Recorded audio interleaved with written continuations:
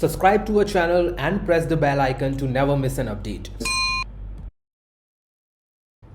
Join the only official Telegram channel of RAU'S IAS Study Circle to get relevant material and important updates.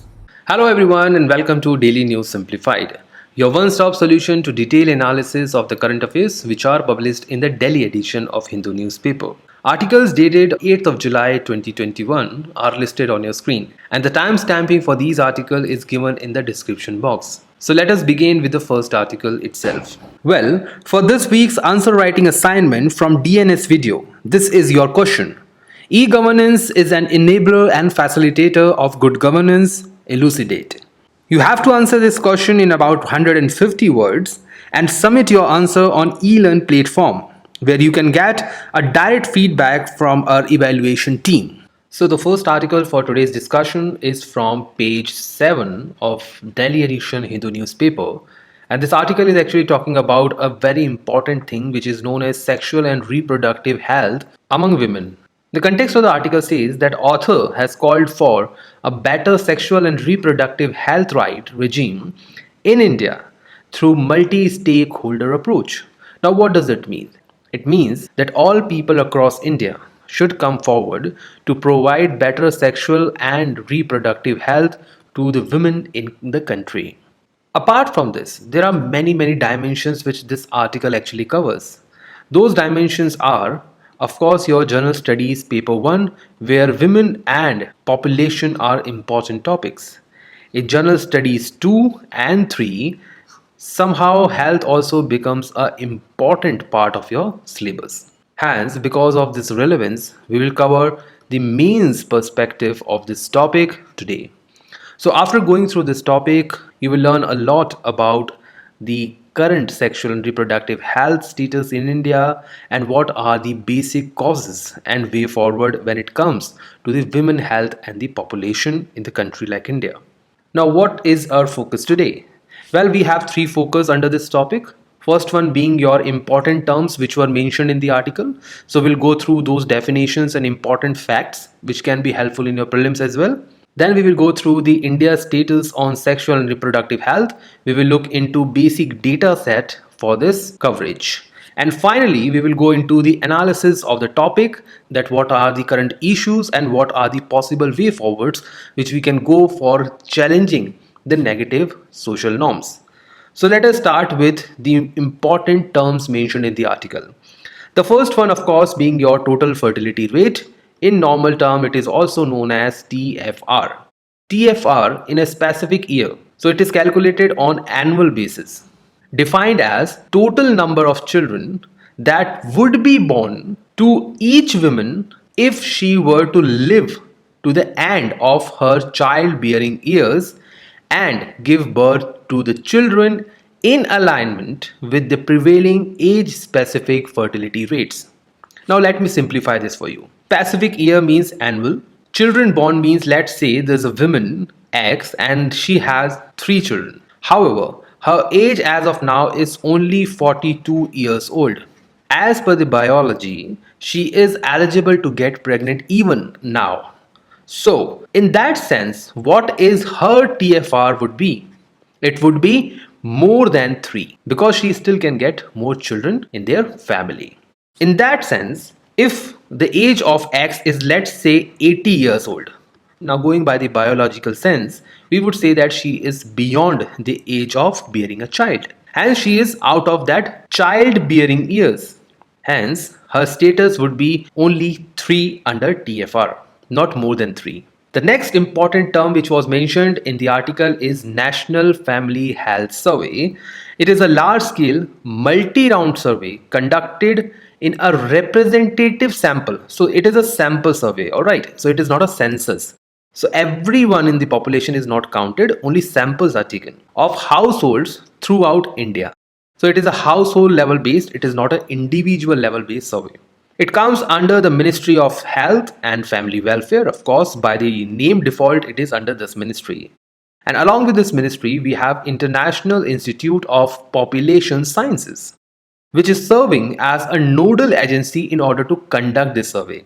Finally, it provides for an indicator of tracking 30 sustainable development goals Well, broadly, we have 17 goals under which we have different categories, and among them, we are taking 30 to be achieved by 2030 year. The next one being your maternal mortality rate. When it comes to the definition, it is a number. Okay, so it is a numerical thing of resident maternal death within 42 days, not beyond that. So if a woman is dying after 6 months of a childbirth, that will not be counted as maternal mortality rate. The causes include pregnancy termination due to complications, childbirth, and puerperium. The puerperium means that dedilation of women's genital parts after the childbirth. So, if one or the other causes among these are the reason for the maternal mortality, it would be counted under MMR. The data is limited to a specified geographic area and divided by the total resident live births of the same geography area for a specific time period. Again, annual basis. Although we can also take it as quarterly and half yearly basis, but in normal parlance, we take it at the annual basis. Moving to the next term, it was UNFPA. It is a United Nations agency working for sexual and reproductive health, and the objective of this agency is to deliver a world where every pregnancy is wanted, every childbirth is safe, and every young person's potential is fulfilled. So basically, they are talking about overall health of child and mother. It covers 150 nations. All nations are not covered under this, because of course there are nations like Scandinavian nations which are very, very high on their social parameters, so external help is not required by those nations. The focus area under this agency would be childbirth, maternal health, modern contraceptives, training of health workers. Of course, in India it includes your ANM, Asha Behna, and others. It also includes gender-based violence, female genital mutilations, and of course child marriages. Apart from these, there are other issues which are covered by this agency, and the basic thing which they do is they provide funds and awareness to the people in order to capture their goals. Now, after going through important terms of these articles, let us see what are the important takeaways which we can see in the article itself, and what are the facts which we can learn from. The first one being the TFR, which we have already discussed, is around 2.2 or close to 2.2, and India would achieve 2.1 replacement rate very soon. Replacement rate here means that if there are two parents, father and mother, they have two children. So after the death of parents, total people on this planet would be 2. So this is known as replacement rate, 2 replacing 2. And this is how a population of a nation is stabilized. Any TFR which is less than 2.1, let's say the TFR of a place is 1.5. It means that the population is on the downward trend. The population is at the negative growth. When it comes to the MMR, it fell from 327 in 1999 to 113 in 2006. Just 17 years. See the kind of downfall which we have observed. It is around 214 points, which is incredible. And this survey is based on the sample registration survey, so it is totally authentic one. When it comes to the other data, 26.8% of women in India aged between 20 to 24 are married before they turn 18. All these data are useful for your Indian society questions. So if you do not have access to these data, I would suggest you to write it down right now. Next being that girls at the age of 15 to 19, among them 22.2% had an unmet need of contraception based on your National Family Health Survey 4.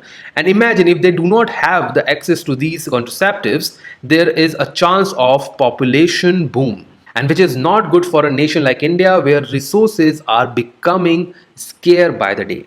Next being that India recently has slipped 28 places to the rank of 140 among 156 countries, becoming the third worst performer in South Asia under the World Economic Forum's Global Gender Gap Report 2021. This kind of reports are very good for writing your fair introduction in the mains examination. If you start by writing these reports, you will catch the attention of the examiner, who will definitely pay you good mark. And lastly, the recent National Family Health Survey 5. Well, by now we have conducted 5 surveys under this initiative. As per this survey, contraceptive prevalence has improved in most of the state, not all of the state, just most of the state. Well, this is a positive sign. So if the question is in the tone of positivity, you can use these kind of data as well. Now, after going through all the fact checks and positives and negatives as far as data is concerned, now let us see what are the issues which are faced by the women in India when it comes to sexual and reproductive health rights. Well, I've listed down about 12 important issues. You can add n number of issues which come to your mind. So let us see all these issues one by one. The first and the foremost issue, which is very common and quoted by every expert, even in the editorials, is the poor education level among women.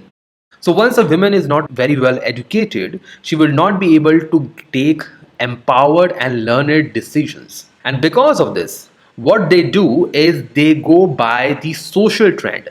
So if society is saying that there should be more number of children, she will go by that. And her intellectual ability will not kickstart in order to say that she should avoid larger number of children. The second being your poor sexual education and empowerment. So women in India, especially the women in the rural areas, do not have sexual education. So they do not have that much ability to plan their family. So even if the elders in the family, especially their mother-in-law and others, says that they should bear the child as soon as possible after the marriage and do not take the chance of giving any gap between the children, she will follow that. And this is because of the lack of poor education and empowerment. Third one being that growing population momentum leaves limited room for the government to provide best services. Now what does that mean? Let's say there are 40 crore women in the country. I'm just taking a hypothetical example. And out of these 40 crore, there are 10 crore women who are likely to get pregnant and bear a child. Now, let's say in the next 10 years, government is ready with all the infrastructure to take care of these 10 crore women. But in the next 10 years, the population momentum is so high that by the time we reach to serve 10 crore, the population increased to 15 crore women who will bear the child. Now the rest 5 crore will bear the poor health services in the country, and this is what we are observing in the last 6 decades. That whatever government is doing is far behind than what is required by the population. Now one may argue that government can push up to control 15 crore of the population. Is it possible given the conditions we have? Is it possible given the infrastructure, the economy, the GDP we have? No. We are a developing country and we have resource limitations. The fourth point being that the NCRB data shows higher rise of domestic crimes and violence against the female gender. And this is one of the reasons why the female gender is not able to take a learned decisions and productive decisions when it comes to her own physical needs and rights. The fifth point being your patriarchal social setup. Well, most of the time we read that patriarchy is a poor thing, patriarchy is a wrong thing, but I would suggest you to not go by that trend.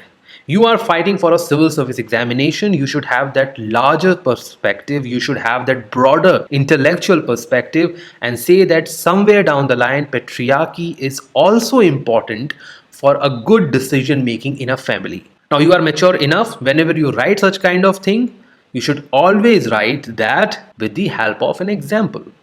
Alright, so it is not that you should always criticize some point just because it was mentioned in the notes of a certain coaching center or it was mentioned by a certain teacher.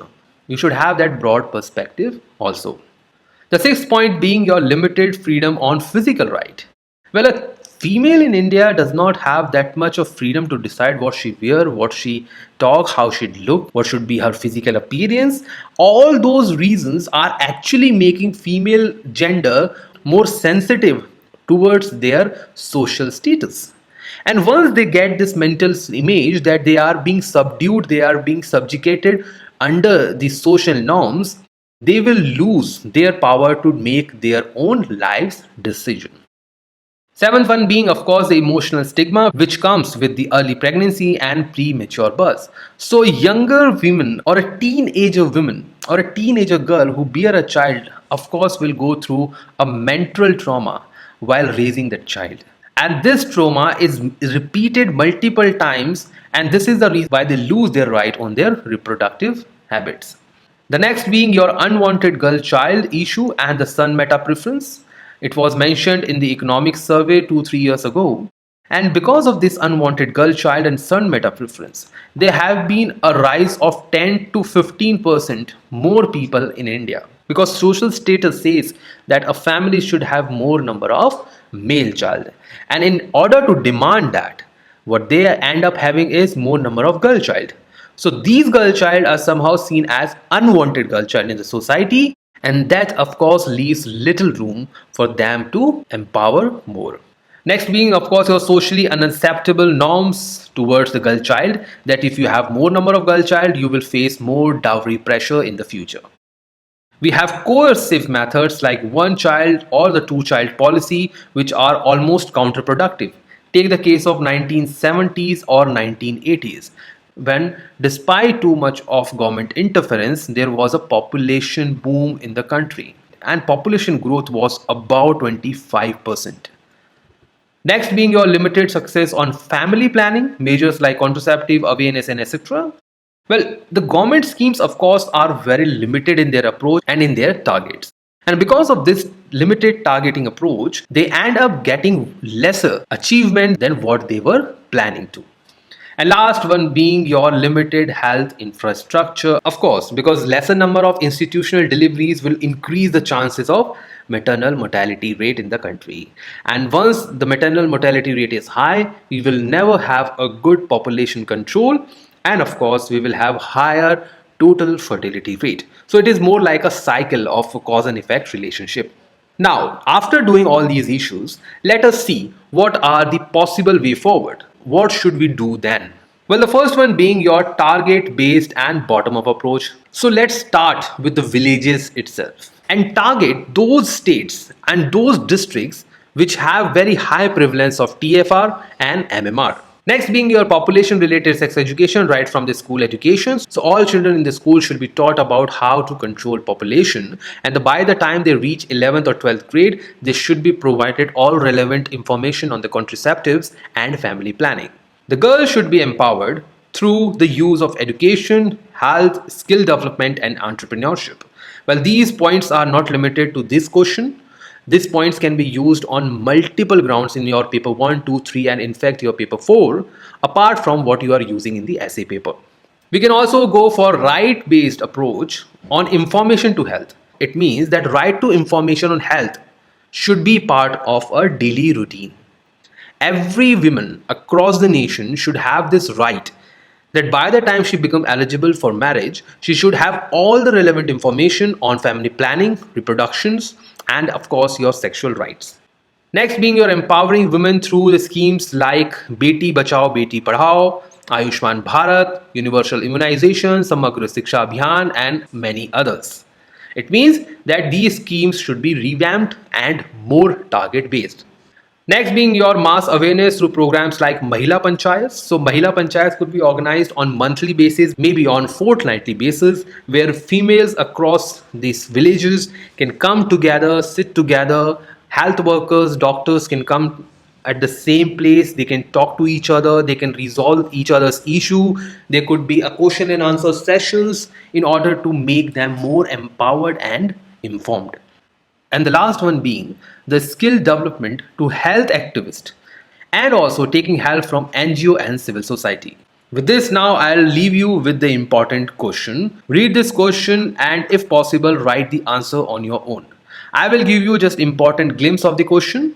The question says how far? Now how far means you have to write both pros and cons, but do not write these words in the heading. Change the heading according to your need. Do you agree that India's population stability is a matter of concern given lack of sexual and reproductive rights of women? Analyze. Now, there are 2 points. First of all, population stability, and second is rights to the women. Now, of course, I have mentioned many of the issues. You can mention these issues, but the question is how far? So after mentioning those issues and the way forward, you will also have to write certain other points where you have to say that apart from the sexual and reproductive rights of a woman, there are many other reasons which are causing the issues to the population stability in India, and that could be lack of health infrastructure, social structure, and many other points.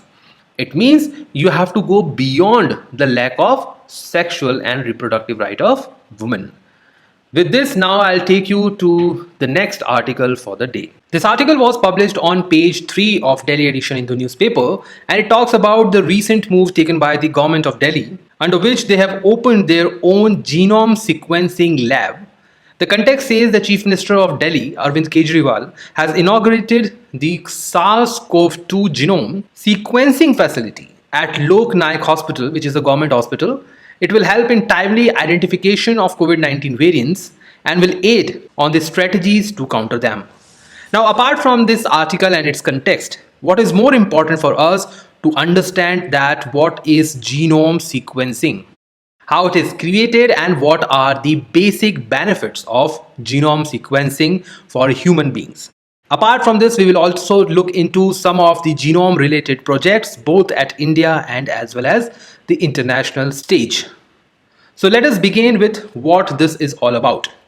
Well, genome sequencing means revealing the order of bases which are present in the entire genome of an organism, and what is the bases present in them in the form of adenine, cytosine, guanine, and thymine, which also makes up the organism's DNA. So we have to know that what is the exact order of these 4 bases in our DNA. Now, when it comes to what is genome is all about, well, a genome is organism's complete set of genetic instructions. And every human being, they have a separate set of DNA and separate set of sequencing, which is important to study for various benefits and of course the treatment of human beings. But apart from humans themselves, we also require genome sequencing for other flora and fauna. We study animals, we study plants and their sequencing in order to understand how they have evolved and what are the diseases faced by them and how these diseases could be cured. Well, our bodies are made up of millions of cells, each with their own complete set of instructions for making use like a recipe for a body. The set of instructions is known as our genome and is made up of DNA. Each cell in the body, for example, let's say a skin cell or a liver cell, contain the same set of instructions.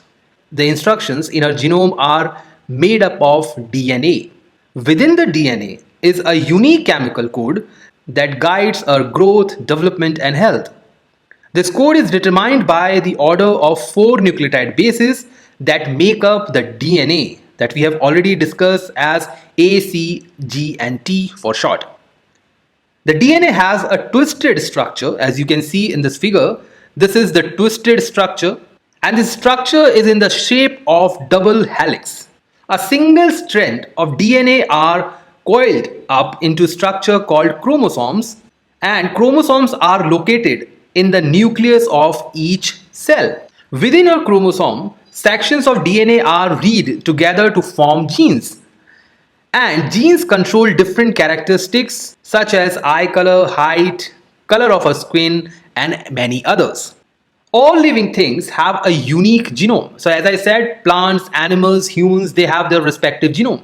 And human genome is made up of 23 chromosome pairs with a total of about 3 billion DNA pairs. Under the genome sequencing, scientists study about the structure of DNA and how the protein bases are situated on this DNA. When it comes to that why genome sequencing is important, why government of Delhi or why government of any other place open such kind of laboratories? Well, genome sequencing help us to find the gene much more easily and quickly, as it contains the clues about where genes are. It also helps us to understand how the genome as a whole works. So how this works as an entire machine. So if you want to study how a mobile phone, laptop, or even your car functions, you have to study the micro parts of that instrument. It also helps us in studying the parts of genome outside the gene itself. This includes the regulatory regions that control how genes are turned on and off. It also helps us to understand the diseases, including genotyping of specific viruses, like we are studying for the current SARS-CoV-2, and it is studied to provide an appropriate treatment. And apart from the treatment, it is also help in identification of the mutations, like we are seeing the present case of Delta plus variant. So this is also important in the case of genome sequencing. Finally, it also helps in understanding the design of medication. So now we have genome-based medicines which are specific to a particular person, and it also helps in accurate prediction of their effects on human beings. And lastly, it also helps in the evolution of a human being or maybe any other organism much more accurately. So it can tell us the history of humankind, that how we have evolved from the apes to the current situation. Now we come to the important projects which are undertaken for genome sequencing in India and abroad. The first one being, of course, your Human Genome Project, after which we have Indigene Program and Genome India Program. Human Genome Project, it was also asked by UPSC in its mains examination previously in the previous pattern. It is part of the international research effort to determine the DNA sequence of the entire human genome. It started in 1990, ended in 2003, and the finding of this project has shown the ability of human being to read nature's complete genetic blueprint for building a human being, that how human being has evolved to the position they are today. This project was undertaken by National Institute of Health, United States, and the Department of Energy, United States. So, after this project, India came up with its own one. It includes your Indigene projects. It was undertaken for the genome sequencing of thousands of Indian individuals representing diverse ethnic group. Well, this is a keyword. The second one is that it is funded by CSIR India under the Ministry of Science and Technology. The objective of the scheme is to provide a pilot data set. So it will provide a data set to enable genetic epidemiology of carrier genetic diseases towards enabling affordable career screening approaches in India. The finding of the report says that India has about 32% of the genetic variation when we compare it to the global genomes. Now, the next project is Genome India project. You should know the difference between both these projects. This is India's gene mapping project, described as the first scratching of the surface of the vast genetic diversity of India. Now, previously what we have concluded that India has 32% of genetic variation. Now, this project will study that 32% of variation. It will try to find the form of grid after collecting 10,000. So the sampling here is fixed. In the previous case, it was not fixed. Here, the sample is fixed at 10,000, which will represent the entire Indian genome. This project is taken by the Department of Biotechnology, Ministry of Sciences. Here, CSIR is not involved. Secondly, it will enable new efficiency in healthcare, medicine, and life sciences. These three were not included in the previous project. However, this project also raises the concern pertaining to the medical ethics, political misuse. Because once people know about how a genetic makeup of a particular tribe, of a particular race, or a particular people in India is different from the other, this information can be misused by the different authorities and the institutions for their own self-benefits. And lastly, this project involves 20 leading institutions. However, in the previous one, there was only CSIR. So these are the basic differences which you should know in order to make a difference in these different projects. With this, now I'll leave you to the important question attached to this article. So read this question carefully and answer in the comment box. This article was published on page 1 of the Delhi edition in the newspaper. And this article is actually talking about a very important move which was taken up by the central government under the Prime Minister Narendra Modi. The article titled as "The Heavyweight Shown the Door as PM Modi Rejig's Cabinet." The heavyweight here includes the old stalwarts who were part of the previous or the erstwhile cabinet, which include your Ravi Shankar Prasad, Dr. Harshvardhan and many others. The context of the article says that Prime Minister Shri Narendra Modi has reshuffled the cabinet and included some young faces as ministers in the central government. According to many experts, this step has brought the youth ideology in executive sphere. So now we will have younger people in the politics. But the real issue is young in politics means 50 plus. Jokes apart. Well, the importance of this article is not about who has become a minister or what, but it is important to understand what cabinet is all about and how the cabinet is actually reshuffled. For that, we have to go into the revision mode and go through the important constitutional provisions related to the cabinet. So let us see what we will study today. We will study about the cabinet form of government in India, both central and the state. We will also look into the Article 74 and 75, and lastly, we will look into the composition of Council of Ministers in India. Now, when it comes to the salient features of the cabinet form of the government, well, India has a dual executives, one being your real executive and we have nominal executive. So nominal is your president, real is your prime minister. The party with the greatest representation forms the government. We have majority rule principle.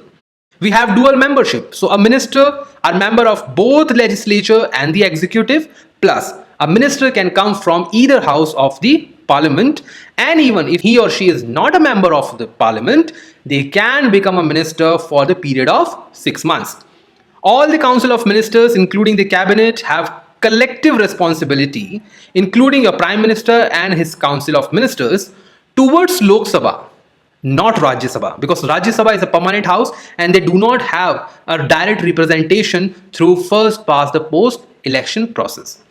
The word cabinet is nowhere mentioned in the constitution except Article 352, which deals with the provision of national emergency. So apart from cabinet, the council of ministers have more and more representation when it comes to the constitution of India. So let us see what it is all about. Article 74 says that there shall be a council of ministers with the prime minister at the head to aid and advise the president. As I said, prime minister is a real executive, so his entire team would aid and advise the president, who shall, in the exercise of his function, act in according with the such advice. So president have to. See, earlier there was a word must which was replaced by shall. So president shall act according to this advice. And this advice which is given by the council of ministers is not subjected to the judicial scrutiny. Article 75 is actually the main article and it talks about the appointment and says that prime ministers shall be appointed by the president, because prime minister is also part of your council of ministers including cabinet. So he should be appointed by the president, and other minister shall be appointed by president on the advice of prime minister. And this is the reason why we are saying that Prime Minister Narendra Modi has reshuffled the cabinet. So prime minister has actually advised the president Ramnath Kovind that he wants to reshuffle, remove some, add some. When it comes to the strength, the total number of ministers including the prime minister, so this is a keyword. UPSC can ask you excluding the prime minister. Alright, so including the prime minister shall not, see, they have repeatedly used the word shall. You should be mindful of that. And this should not increase the 50% of the strength of Lok Sabha. This was added by 91st Constitution Amendment in 2003. The important thing here is that you should do the math. That's what is the 15% of Lok Sabha's strength. As of now, Lok Sabha include how many members? Well, you should know that. The tenure of the Council of Ministers, it says that minister shall hold the office during the pleasure of the president. It does not mean that president can wake up any morning and he can just dissolve the Lok Sabha. As far as there are certain rules which are met, president will not dissolve or will not remove a council of ministers from the Lok Sabha. When it comes to the composition of council of ministers, first of all, it includes your cabinet minister. As I've said, cabinet minister has been used only once in the constitution. So your focus should be on the council of ministers rather than the cabinet. The cabinet minister are head of important ministries. Now, what is this important? It is not as of clear. These important ministries could be home, defense, finance, external affairs, and apart from that, they play an important role in deciding major policies. So whenever we have cabinet meetings, we have cabinet committees, you'll find that these members are the one who take the major decisions. After the cabinet, we have Minister of State who are attached to the cabinet ministers and they work under the guidance of the cabinet minister. However, some of them can also be given the independent charge, and that is how we end up listening like Mr. X is a member of state independent charge. Minister of State are not the members of the cabinet and they do not attend the cabinet meetings unless they are specifically invited. And lastly, we have deputy ministers. They do not have any independent charge. They are attached to the cabinet ministers or the minister of the state and they simply assist them on various parameters. They are not the member of the cabinet and they do not even attend their meetings and they are not even invited also. And lastly, we have parliamentary secretaries which were in the news for various reasons 2-3 years back. And they are actually the members of the last category of Council of Ministers. It is not compulsory to have parliamentary secretaries at all. They have no department under their control. They are attached to the senior ministers and they assist in their discharge of parliamentary duties. So one way or the other, the three categories or the last three categories more or less have the same function of assisting or assistance given to their ministers or the senior ministers. With this, now I'll take you to the important question attached to this article. So read this question carefully and answer in the comment box. With this, now we move to the last article or the scheme of the day. So now we come to the last part of today's discussion, which is scheme of the day. In the scheme of the day, we will look into the Pradhan Mantri Mudra Yojana, in which we will look into the different aspect of the scheme and how it actually functions in India. The scheme MUDRA, also known as Micro Units Development and Refinance Agency. So MUDRA itself is an agency. It's an institution. So this agency provides for, the name itself speaks, units development. Which units? The micro units. Micro unit development and their refinancing. So the objective of the scheme is itself there in the name of the scheme. MUDRA is a NBFC, non-banking finance company, and it comes under the different regulatory mechanism altogether. You must have learned this in the classes taken by Baswa sir about the benefits, provisions, functionings and regulations of the NBFCs. So MUDRA is one of the NBFCs, and NBFCs in India are regulated by different regulators based on the activity which they take. So as an NBFC, MUDRA provides refinance support to banks, microfinance institutions for lending to the micro units. So once a refinancing is provided to these banks and MFIs, that money cannot be spent on any other activity apart from the funding to the micro units. And these micro units should be under specific headings. Plus, they should be under the requirement of rupees 10 lakh. So the loan cannot be extended beyond 10 lakh. A person who is working in a micro unit cannot ask for a loan beyond 10 lakh. Apart from this, it also functions for supporting the development of micro enterprises in India. And along with these two objectives, the funding needs and classification under this scheme is based on three different aspects. If your requirement is up to 50,000, you will be under the Sishu category. If you are up to 5 lakh, you will be under the Kishore category. And if you are asking for a loan up to 10 lakh, above 5 lakh, you will be under the Tarun classification. This classification is based on the needs of a specific micro units for their respective purposes. In this case, you should also know that there is a difference between what is refinancing and what is financing. So when a bank is giving money to the enterprises under Sishu, Kishore and Tarun, that is financing. But when a bank itself is getting a finance from the MUDRA scheme, that is known as refinancing. So it is like financing a bank's finance. So that is your refinance. Re means again. When it comes to the loans, there are certain activities for which it is easily available.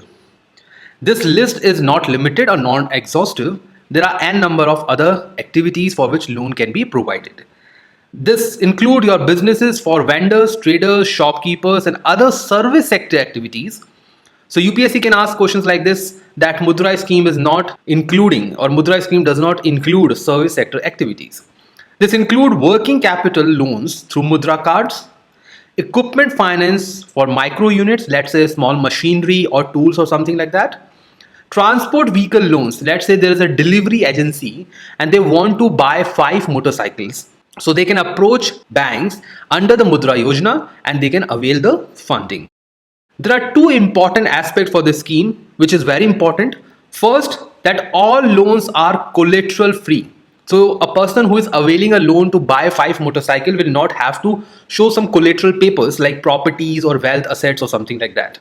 Secondly, a MUDRA debit card is provided in order to take the money out of bank without any hassle. And the MUDRA debit card which is provided under this scheme looks something like this. It is a RuPay debit card. So the payment mediator would be your RuPay. This would be a debit card, not a credit card. And it will have a bank logo on the right upper side, the MUDRA scheme logo on this side, and the details of a particular customer who is availing this loan. The one who is holding this card cannot withdraw amount more than the loan amount. So if the loan amount is 5 lakh rupees, no fund beyond this would be provided to that particular person. With this under discussion, now we finally move to the question of the day.